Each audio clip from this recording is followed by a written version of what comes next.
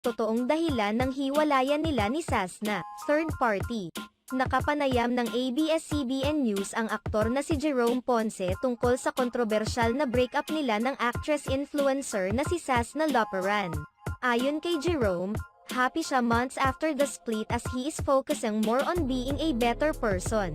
Sa state of my emotions, I'm still happy, more focused, at mas iniisip ko yung mga bagay na ukol sa akin bilang isang tao, isang human being, isang mamamayan, saad ni Jerome Ponce.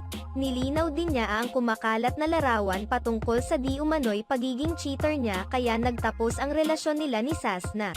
Sa work ko, maraming nagpapapicture. And yung kumalat na picture, nagpapapicture lang siya eh.